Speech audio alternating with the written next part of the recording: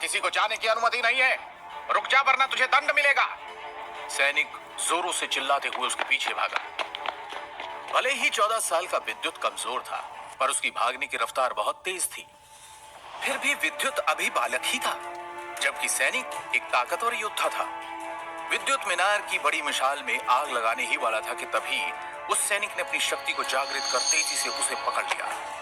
इधर आसमान से गिरता वो आग का गोला, जो कि एक महान योद्धा था, किसी योद्धा के प्रहार से आहत होकर नीचे गिर रहा था और उसके शरीर से आग की लपटें लगातार निकल रही थी। नीचे आते हुए वो आग का गोला अब किसी इंसान की तरह लग रहा था।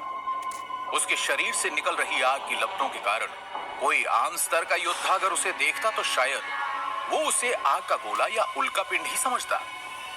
इधर मीनार में सैनिकों ने हाथ में मशाल लिए हुए उस लड़के को मीनार की बड़ी मशाल में आग लगाने से रोका, लेकिन विद्युत ने फिर भी तेजी से मशाल को मीनार के अग्निकुंड में फेंक दिया और अगले ही पल बड़ी मशाल जलने लगी। उस मशाल के जलते ही राज्य के चारों कोनों की मशालें भी एक एक करके जलने लगी। ऐसा होते ही राज्य के ब्रह्म पर्वत से एक शक्तिशाली इंसान हवा में एक नीली शक्ति के साथ तेजी से उड़कर मीनार के पास आ गया।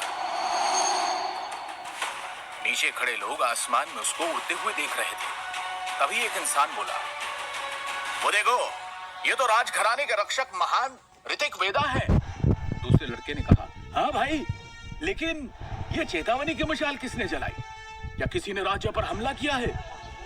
उस लड़के की ये बात सुनकर आसपास के लोगों ने एक नजर उसको देखा और फिर सभी की नजर महान वेदा की तरफ चली गई। महान वेदा मीनार के सामने आकर रुक गए और हवा में स्थिर हो गए। महान वेदा का चेहरा एकदम शांत था। उन्होंने कहा, क्या तुम मुझे बताओगे ये चेतावनी की मशाल किसने जलाई?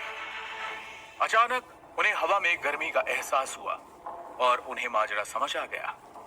वो बिना सैनिकों का जवाब सुने आसमान की तरफ उड़ गए और उन्होंने तेजी से हवा में गिरते हुए उस ताकतवर इंसान पर अपनी बर्फीली शक्ति से प्रहार करके उसे हवा में गिरने से रोक दिया।